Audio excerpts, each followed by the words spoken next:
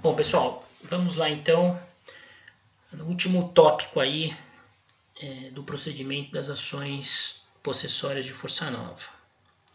Vejam o que diz o parágrafo único do artigo 562 do CPC. Contra as pessoas jurídicas de direito público não será deferida a manutenção ou a reintegração liminar sem prévia audiência dos respectivos representantes judiciais. Então vejam, há uma vedação explícita aqui ao deferimento inaudita altera pars, ou seja, sem oitiva prévia da parte contrária, de provimento liminar de proteção possessória, quando o réu da ação for pessoa jurídica de direito público. Por que as pessoas jurídicas de direito público gozam dessa benesse concedida pelo legislador? Simples. Nós já vimos isso. Em relação às pessoas jurídicas de direito público que se apossam ilicitamente de bens de particulares, vigora aquele princípio da intangibilidade da obra pública, né? Se o poder público, através de algum de seus entes, invadir na totalidade ou parcialmente um imóvel pertencente a particular e antes que o particular tome qualquer providência no sentido de reaver ou se manter na posse da coisa, se houver sido deflagrada uma obra pública, ela se torna intangível. O particular perderá o direito de reaver a coisa, ou a parte da coisa que for apossada, que houver sido apossada pelo poder público.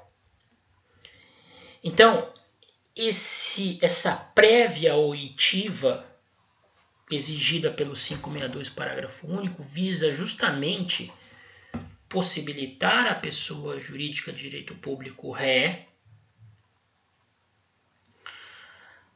a demonstração para o juiz de que, antes do ajuizamento da ação, já iniciou a execução de uma obra pública no local.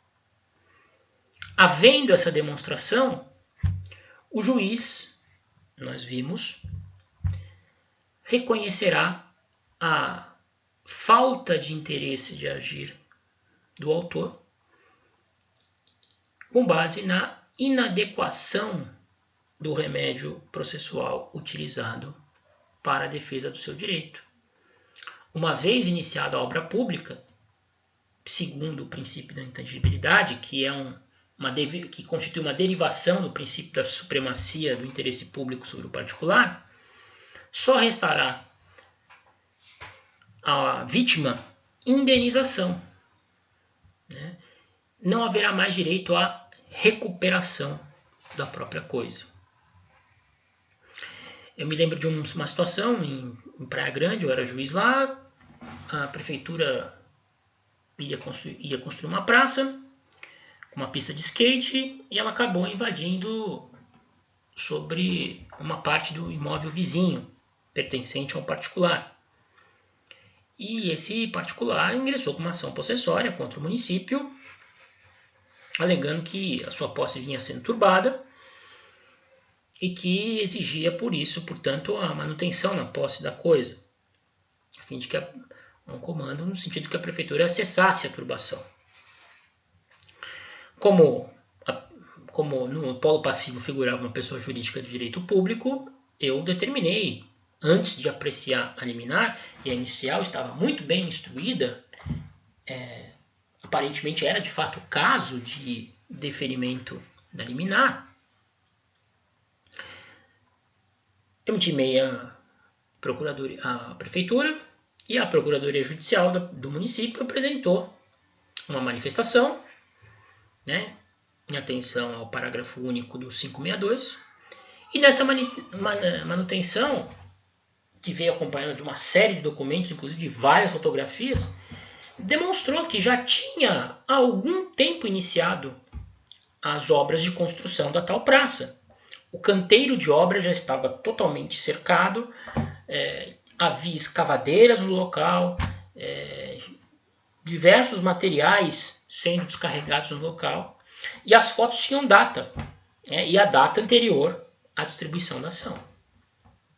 Foi o suficiente para que eu reconhecesse a falta de interesse de agir do autor nesse caso, dizendo que, em função do princípio da intangibilidade da obra pública, agora só lhe restava a alternativa da indenização através de uma ação de desapropriação indireta.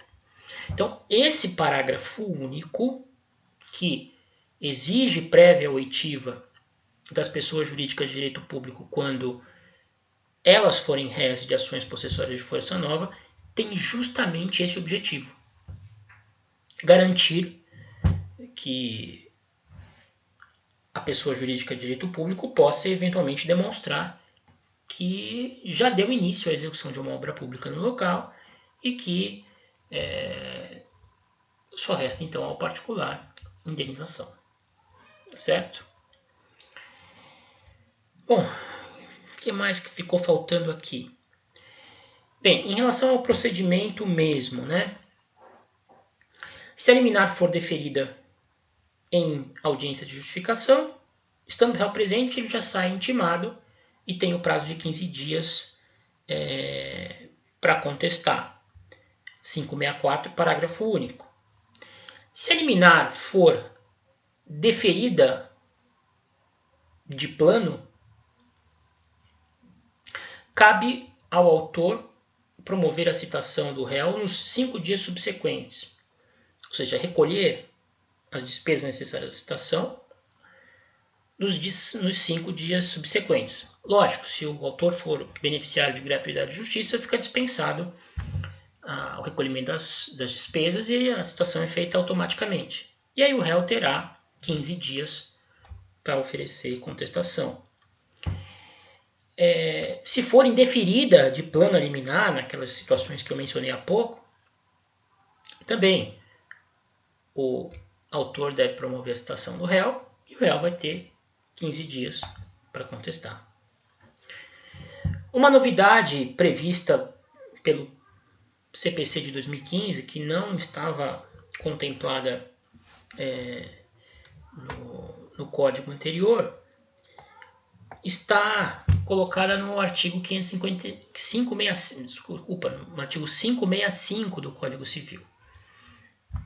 Vejam o que diz o legislador. No litígio coletivo pela posse de imóvel, quando o esbulho ou a turbação afirmado na petição inicial houver ocorrido há mais de ano e dia, o juiz, antes de apreciar o pedido de concessão da medida liminar, deverá designar audiência de mediação, a realizar-se em até 30 dias, que observará o disposto nos parágrafos 2º e 4º.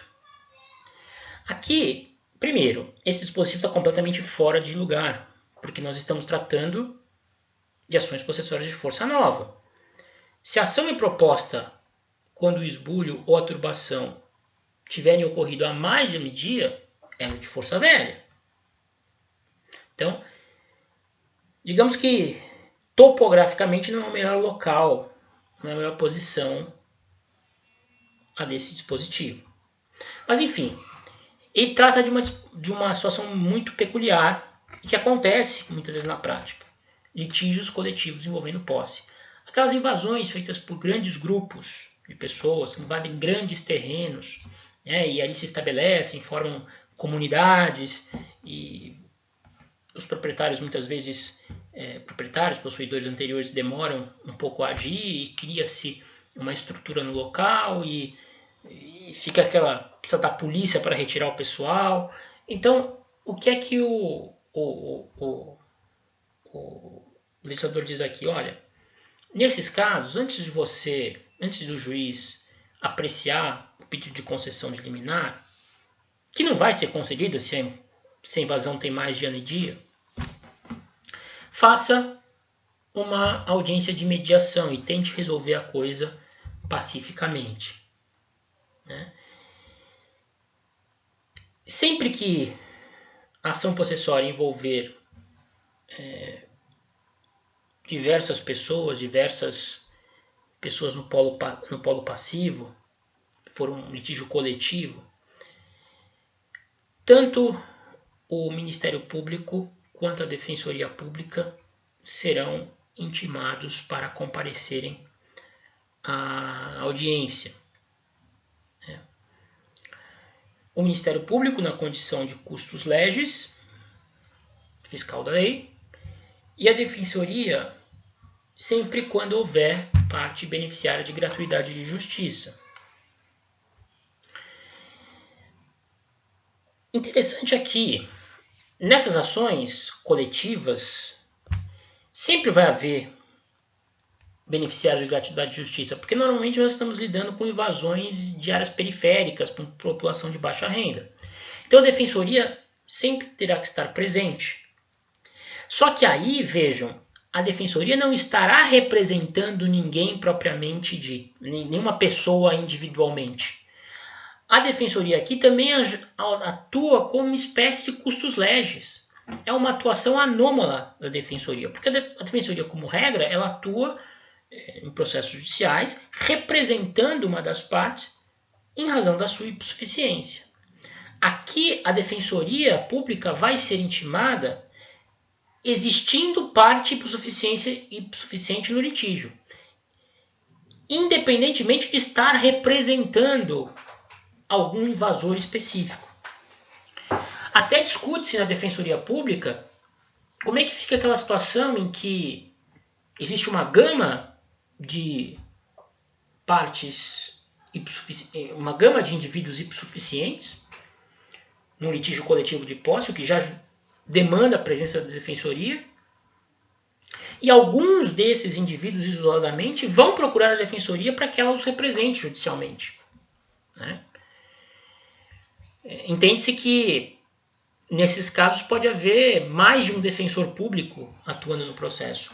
Um representando a parte, né, aqueles que foram procurar auxílio, né, e representação processual, e outro atuando na função de custos legis junto com o promotor de justiça, com o objetivo de fiscalizar, né, o procedimento e também atuar ali propondo soluções, estimulando mediação, esse tipo de situação. Certo? Essa é uma inovação do CPC de 2015. Nós não vamos ficar se aprofundando muito nisso, porque como trata-se de uma espécie de ação coletiva, vocês vão ver isso mais à frente no 5º ano, onde inclusive vocês vão, em processo civil, revisar esse estudo das ações possessórias que está sendo feito agora. Aliás, que fique claro, meu objetivo aqui não é substituir o professor de processo civil, não é avançar sobre a disciplina dele. É que eu acho um pecado, realmente, a gente não falar sobre ações possessórias estudando posse. Né? Esse é o momento, eu acredito, da gente entrelaçar os conceitos, porque vocês estão com os conceitos frescos do direito material para serem aplicados em conjunto com o direito processual. Tá certo?